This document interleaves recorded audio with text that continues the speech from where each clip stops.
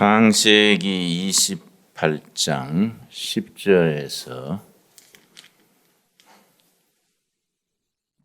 19절까지 교독하겠습니다. 창세기 28장 10절에서 19절까지 한 절씩 사회자와 회종이 바꾸어서 읽는 교독을 하겠습니다. 야곱이 부엘세바에서 떠나 하란으로 향하여 가더니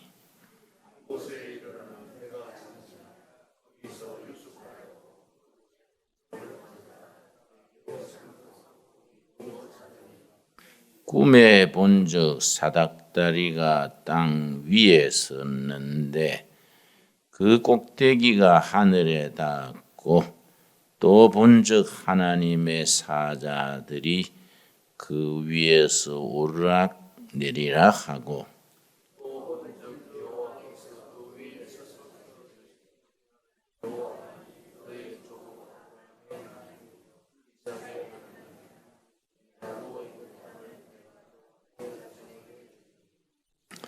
너 자손이 땅에 티끌같이 되어 너가 서쪽과 동쪽과 북쪽과 남쪽으로 퍼져나갈지며 땅의 모든 족속이 너와 너 자손으로 말미암아 복을 받으리라.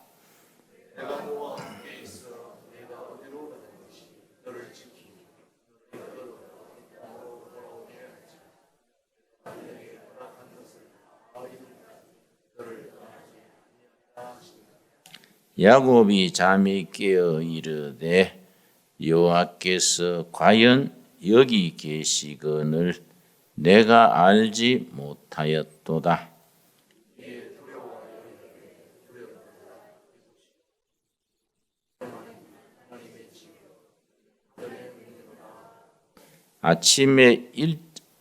야곱이 아침에 일찍이 일어나 베개로 삼았던 돌을 가져다가 기둥으로 세우고 그 위에 기름을 붓고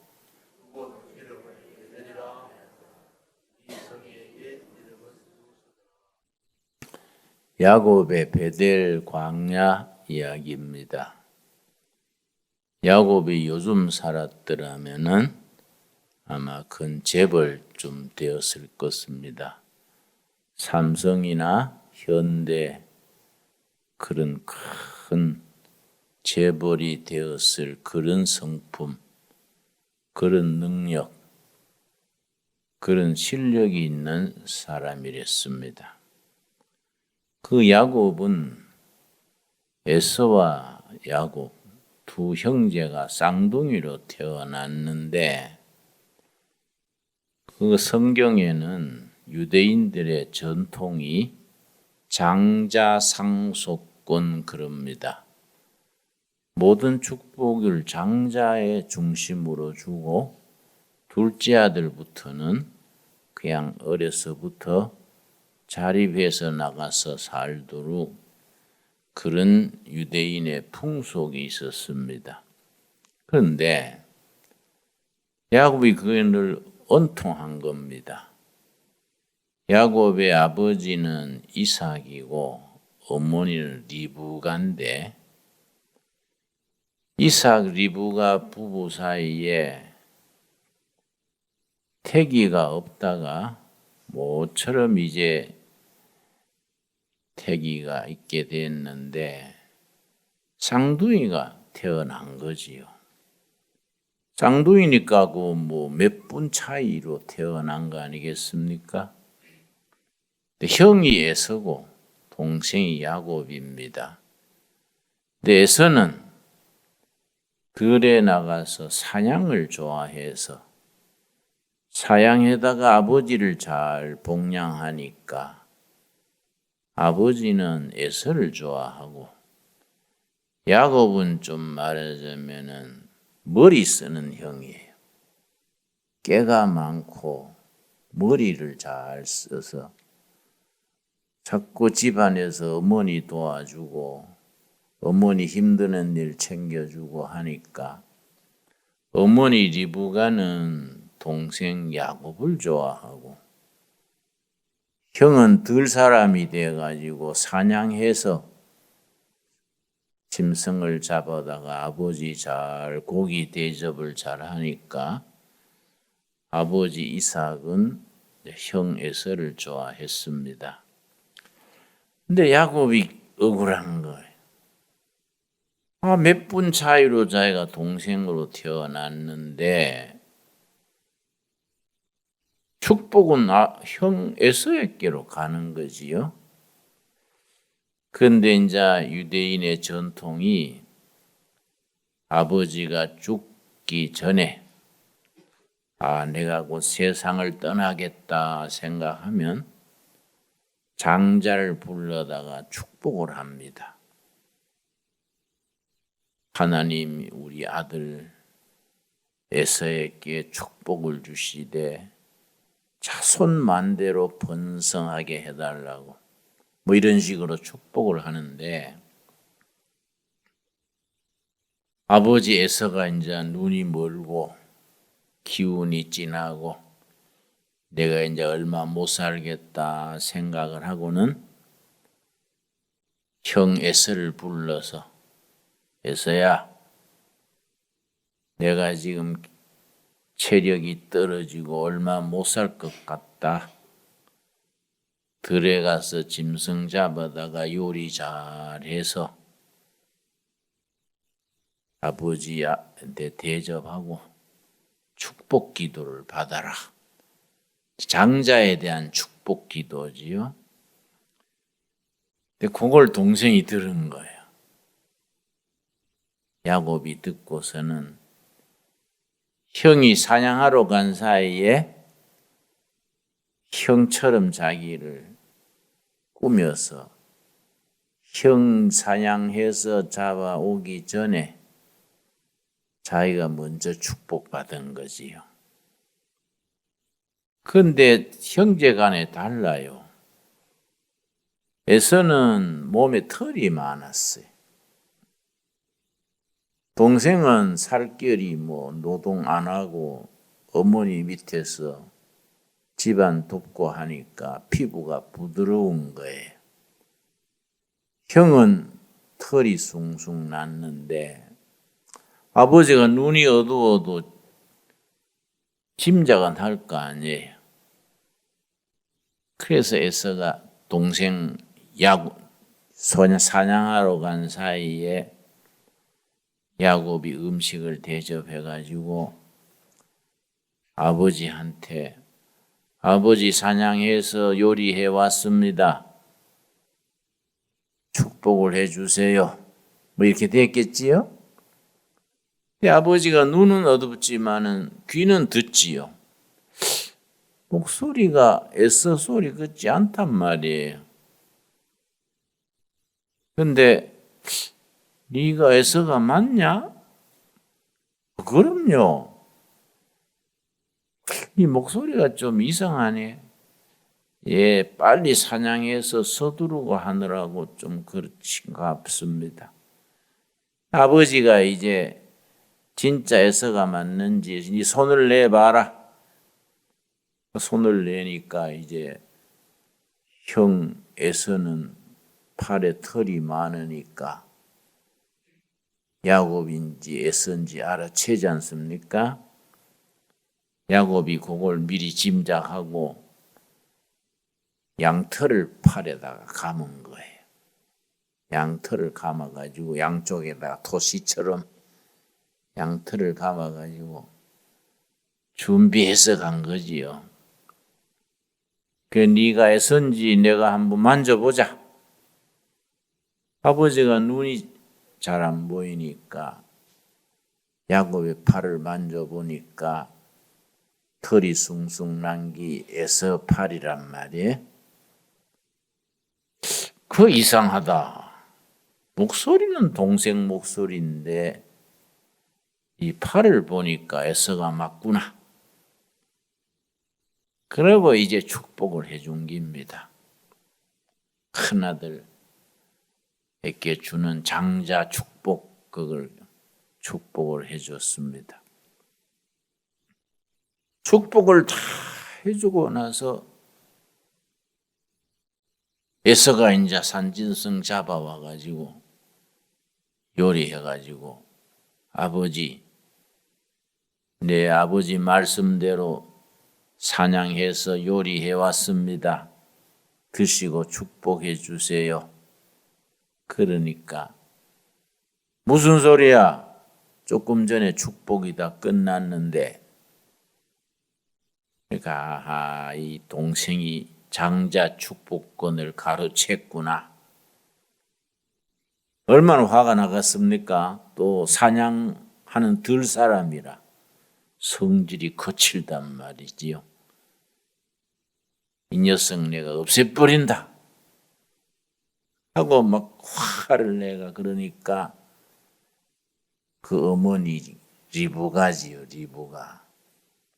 리브가가 이제 야곱을 보호하려고 너 형 화내는 게 보통 아니다. 네 집을 좀 피해 있거라.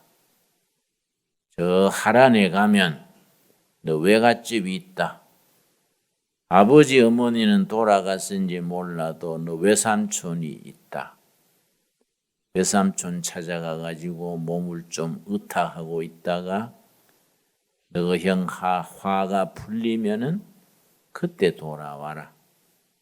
어머니가 이제 야곱한테 그렇게 일러준 겁니다. 오늘 본문 말씀이 거기서부터 시작됩니다. 10절, 28장 10절.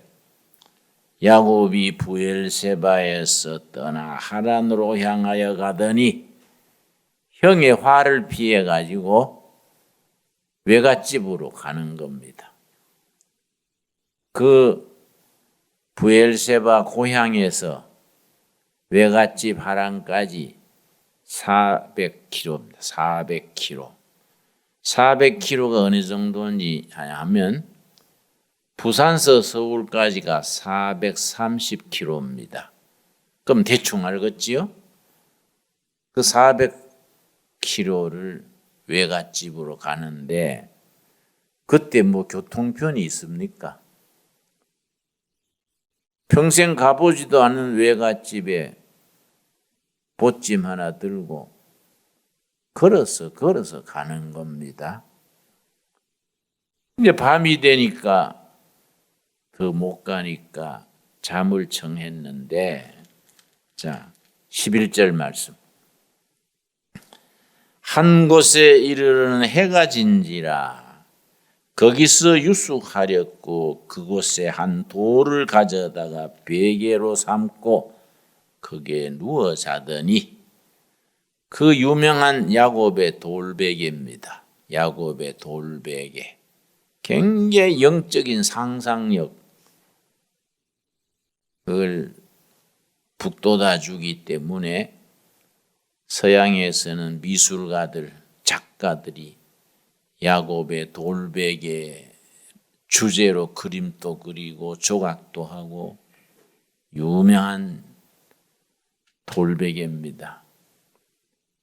내가 박정희 대통령 시절에 1974년, 75년 이태 동안 감옥을 산 적이 있는데 우리 한방에 살던 분이 장준하 선생이야. 장준하.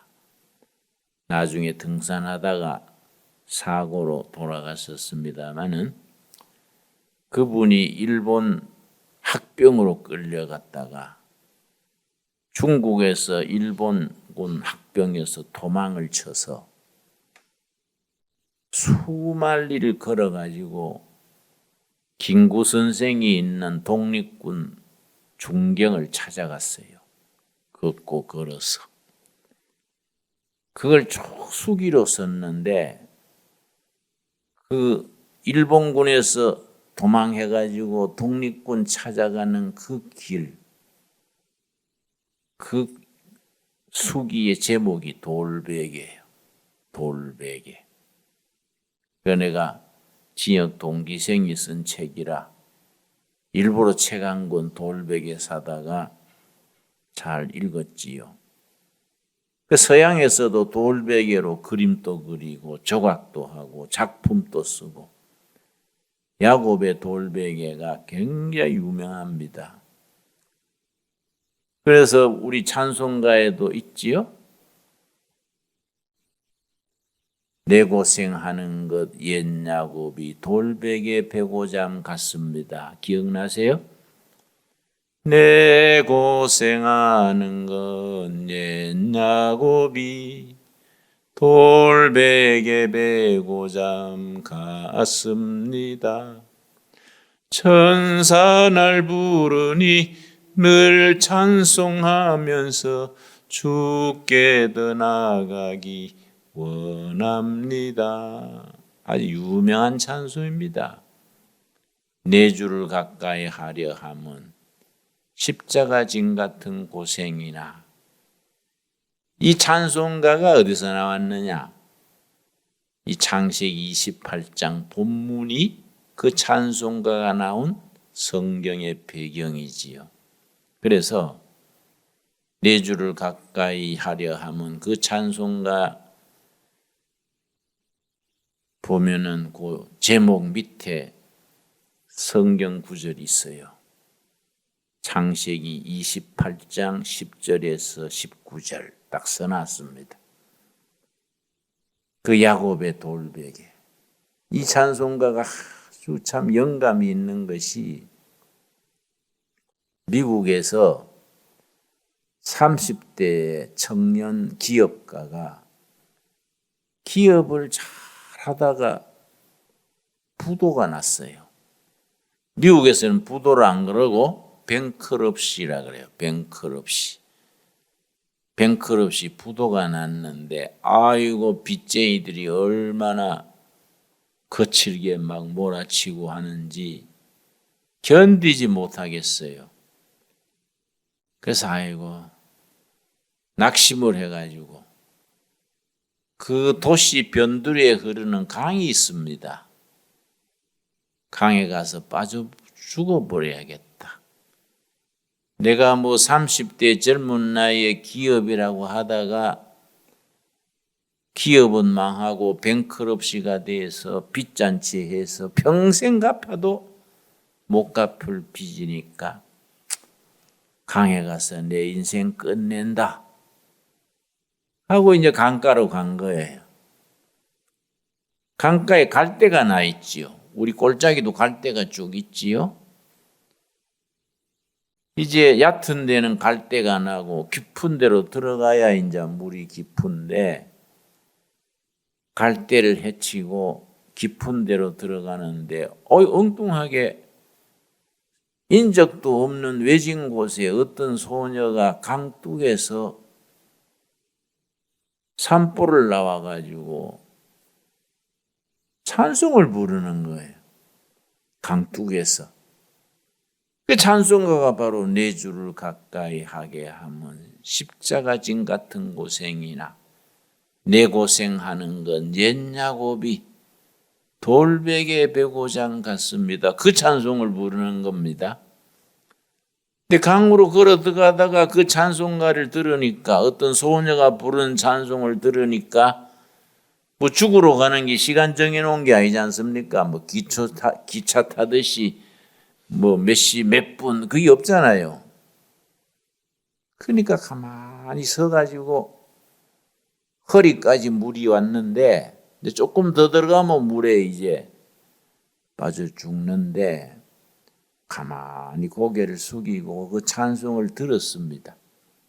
바로 2절이 내 고생하는 건 옛 야곱이 돌베개 베고장 같습니다. 꿈에도 소원이. 듣는 중에 눈물이 나는 거예요.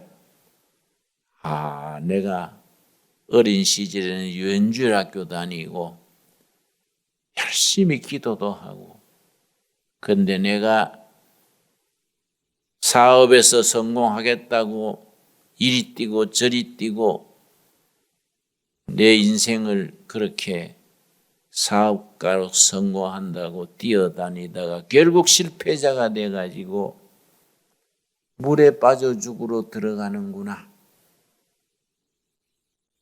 이렇게 자기 눈물이 나는 거야.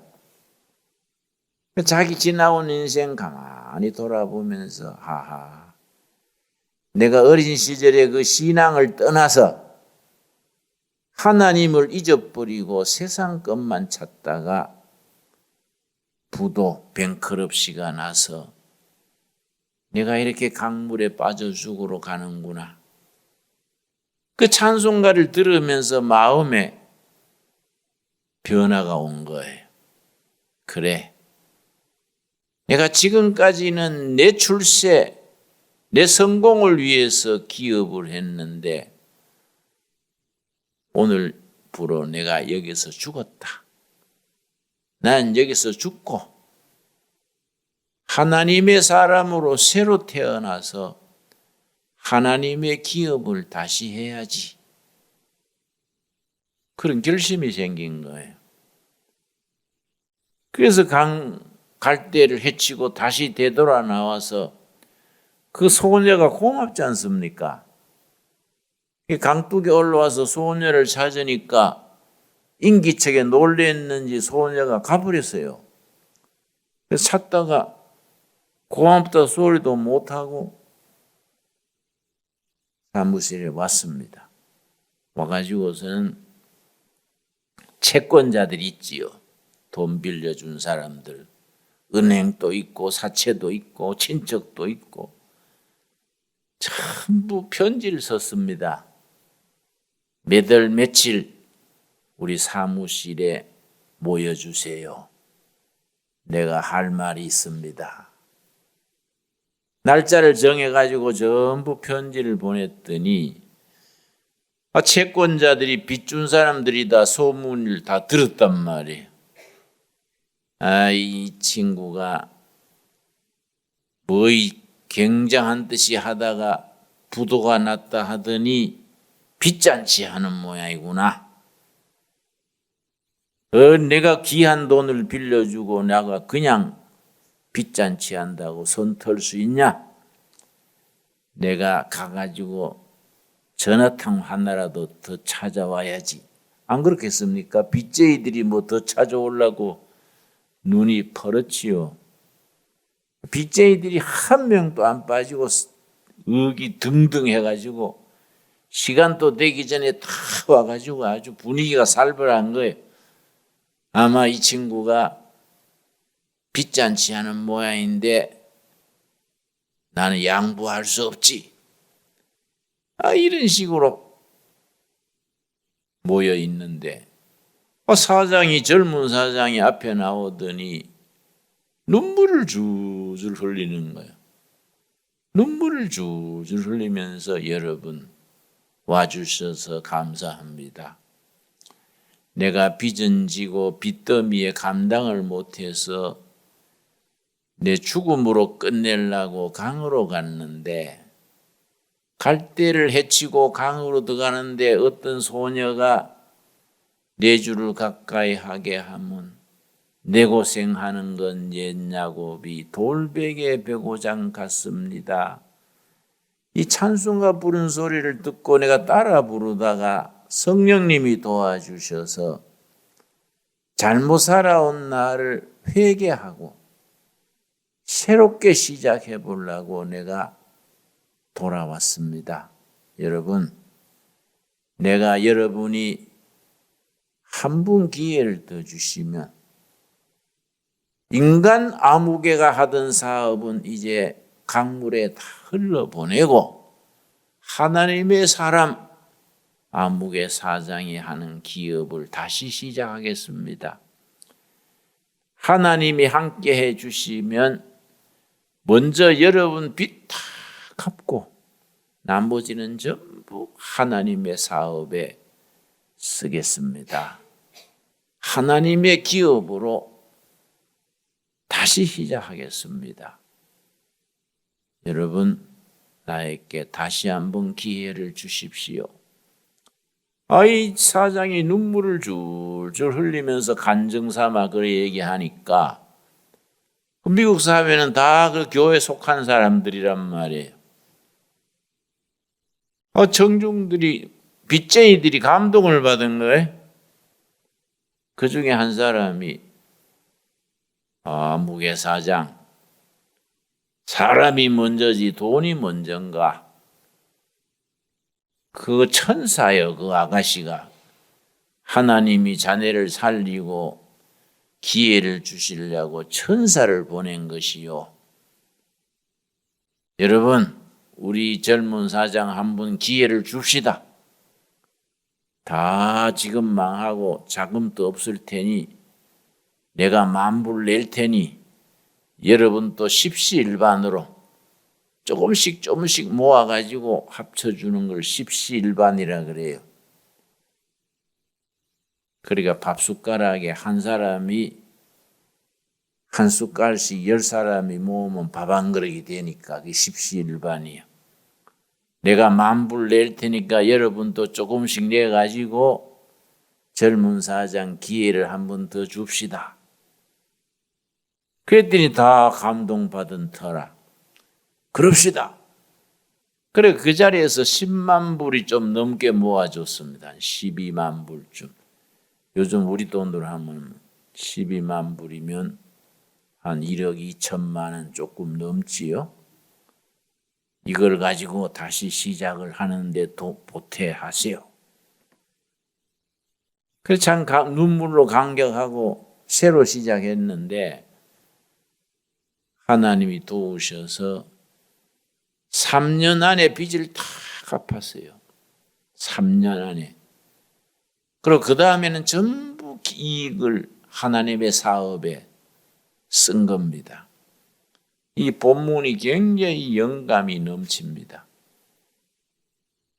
그 이 본문을 읽으면서 그 찬송가를 생각하면서 이 말씀을 통해서 지금 또 우리들 심령에 역사하시도록 기도하는 마음으로 읽어야지요. 11절 다시 읽습니다. 한 곳에 이르러는 해가 진지라.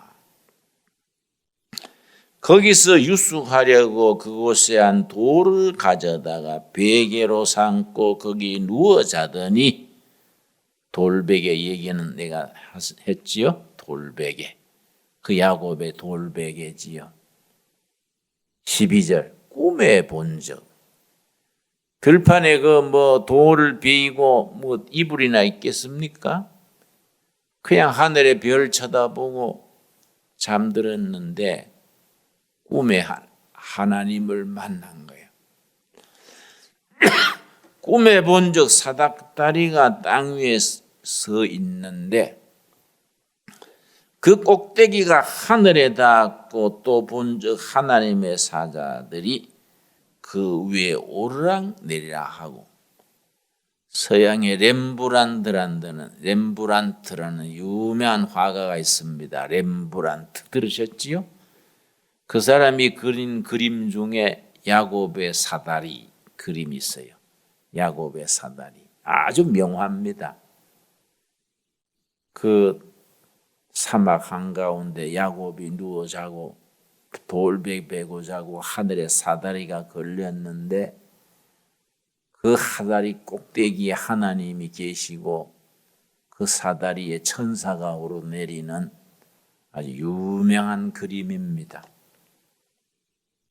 꿈에 하늘에 걸린 사다리를 보고 그 사다리 위에 계신 하나님의 음성을 듣는 겁니다. 13절 또 본 적 여호와께서 그 위에 서서 이르시되 하나님께서 꿈에 야곱에게 축복하시는 겁니다. 나는 여호와니 너의 조부 아브라함의 하나님이요 이삭의 하나님이라. 너가 누워있는 땅을 내가 너와 너 자손에게 주리라. 꿈에 하나님이 축복하신 겁니다. 네가 누운 그 땅 너와 너 자손에게 줄 것이다.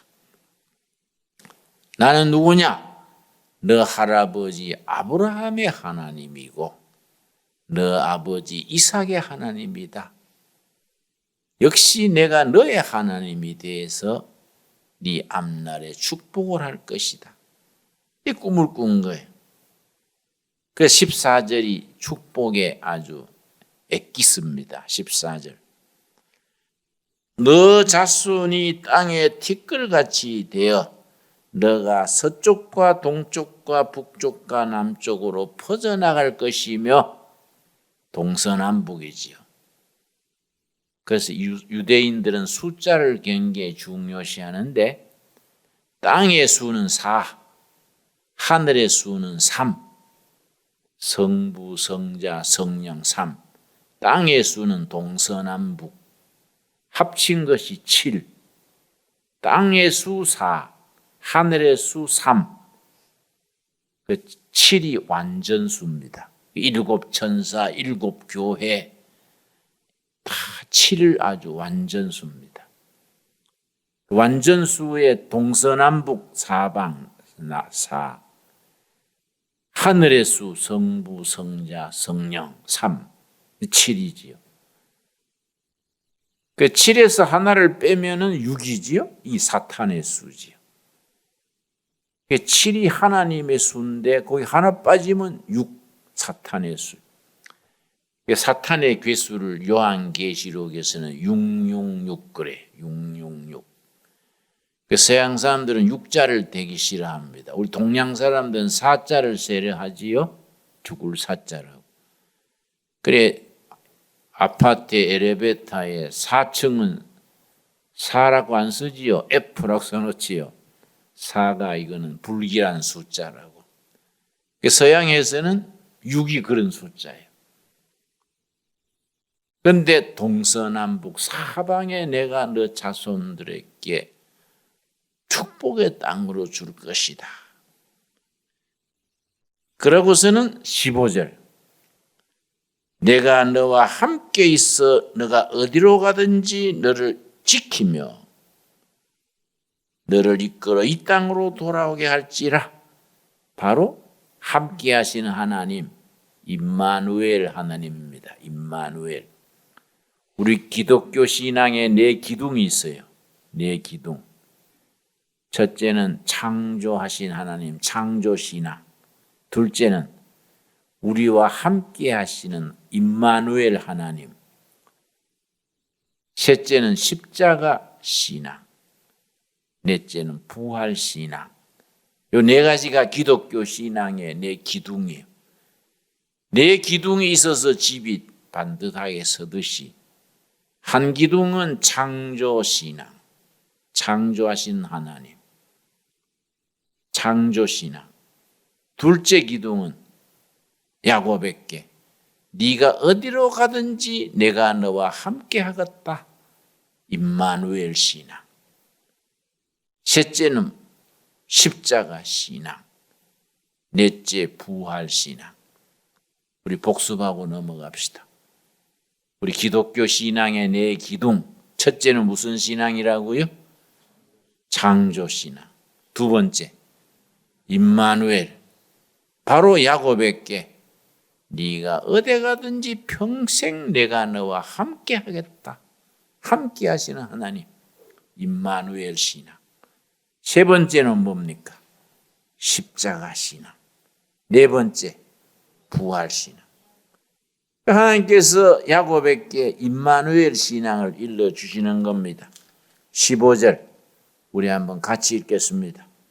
내가 너와 함께 있어 너가 어디로 가든지 너를 지키며 너를 이끌어 이 땅으로 돌아오게 할지라. 내가 너에게 허락한 것을 다 이루기까지 너를 떠나지 아니하리라 하신지라. 바로 임마누엘이지요. 지금 야곱과 평생 함께 하시던 하나님께서 오늘 우리와 함께 하신 줄로 믿습니다. 이게 우리가 가지는 신앙이 돼야지요. 임마누엘 신앙. 그 다음에 16절이 중요한 거지요. 야곱이 잠이 깨어 이르되 여호와께서 과연 여기 계시니건을 내가 알지 못하였도다. 어제 저녁에 잠들 때는 외롭고 후회스럽고 내가 왜 욕심 부리다가 이 지경이 됐는가 후회도 되고 막 외롭고 그랬는데 꿈에 하나님 뵙고 나니까 아니다. 어제 잠들기 전에도 하나님은 같이 계셨는데 내가 몰랐구나. 깨닫고 알고 나면 그 자리가 축복의 자리고 깨닫지 못하면은 우울한 자리고 절망의 자리지요. 16절 야곱이 잠이 깨어 이르되 여호와께서 과연 여기 계시는데 내가 몰랐구나. 17절 이에 두려워하여 이르되 두렵도다 이곳이여 이것은 다름 아니요 하나님의 집이요 하늘의 문이다. 하나님이 계시는 하나님의 집, 하나님의 집이 베델이요 베델. 히브리 말로 베델. 엘은 하나님이고 벳은 집입니다. 베델이 하나님의 집. 어제 저녁에 잠들 때는 하나님 함께 한 줄 모르니까 그렇게 힘들고 외롭고 고달팠는데 하나님을 뵙고 함께 하신다는 약속을 듣고 나니까 그 자리가 하나님이 계시는 베델이요. 하나님의 집이요. 은혜 받는 하늘의 문이요. 여러분, 이 본문 말씀이 우리에게 주는 교훈은 지금 우리가 세목골 골짜기 역에 사는 이 자리가 은혜가 통하는 하늘의 문입니다. 우리가 살아가는 이 자리가 하나님이 함께 하시는 하나님의 집입니다. 그래서 베델이죠, 베델. 그 야곱이 그곳 이름을 베델이라고 짓고 언젠가 내가 다시 고향으로 돌아오면 이 자리에 성전을 세우고 제단을 쌓겠다. 이스라엘 성지 순례 가면 그 자리에 성전이 서 있어요. 야곱의 기념교회가 서 있습니다. 그리고 야곱이 그날 돌베개에 베고 잤던 그 돌을 아침에 일어나서 세워놓고 그 표시를 한 거예요. 그 뒤에 30년 만에 돌아와가지고 거기에 제단을 쌓은 겁니다. 그래서 야곱이 잠이 깨어 이르되 그리고 찬송가에도 4절이 있지요. 야곱이 잠 깨어 일어난 후 돌단을 쌓은 것 본받아서 숨질 때 되도록 늘 찬송하면서 주께 더 나아가기 원합니다. 그 찬송가 기억나시죠? 야곱이 잠 깨어 일어난 후 베고 베던 돌베개를 일으켜 세워서 돌단을 쌓았던 것 같이 숨지는 날까지 하나님 찬양하며 살겠다. 참 귀한 찬송이지요. 19절이 결론입니다. 그곳 이름을 베델이라 하나님의 집이라 하였더라. 그 뒤에 몇 년 만에 돌아왔다고요? 30년. 30년간 객지 생활에서 뭔가 이루어 보겠다고 방방 뛰다가 결국은 제자리로 30년 만에 돌아왔는데 30년 만에 돌아왔더니 하나님께서 이름을 바꿔주셨습니다. 지금까지는 네가 야곱으로 살았다마는 지금부터는 이스라엘이 되리라. 야곱이 이스라엘로 변화된 자리가 청년 시절 30년 전에 돌 베고 베개 자던 그 자리가 야곱이 이스라엘로 변화된 자리지요. 지금도 이스라엘 민족, 이스라엘 땅, 이스라엘이 되지요. 신앙생활은 뭡니까? 야곱이 이스라엘로 변화되는 역사, 이 신앙생활이에요. 오늘 저녁에 우리가 지금까지는 어떻게 살았든지 야곱으로 살았다 하면 이스라엘로 변화되는 영적 변화, 질적인 변화, 새로운 시작이 이루어지는 감격의 시간 되기를 바랍니다. 기도하겠습니다. 주님 감사합니다. 우리가 야곱으로서 살아온 세월이 주님께서 아십니다. 우리를 이스라엘로 변화되게 하여 주시옵소서. 고향을 떠나 베델 광야에서 잠자던 야곱이 돌베개 베고 잤던 그 돌베개를 하나님을 만나서 이곳이 하늘의 문이고 하나님의 집이로구나. 그렇게 깨닫고 하나님 앞에 감사드리던 그 자리, 오늘 우리들이 살아가는 이 자리가 은혜 받는 하늘의 문이 되게 하시고 하나님이 거하시는 하나님의 집 베델이 되게 하옵소서. 예수님 이름 받들어 기도드렸사옵나이다. 아멘. 하늘에 계신 우리 아버지여, 이름이 거룩히 여김을 받으시오며 나라의 임하옵시며 뜻이 하늘에서 이룬 것 같이 땅에서도 이루어지이다. 오늘날 우리에게 일용할 양식을 주옵시고 우리가 우리에게 죄 지은 자를 사하여 준 것 같이 우리 죄를 사하여 주옵시고 우리를 시험에 들지 말게 하옵시며 다만 악에서 구하옵소서. 나라와 권세와 영광이 아버지께 영원히 싸움나이다. 아멘.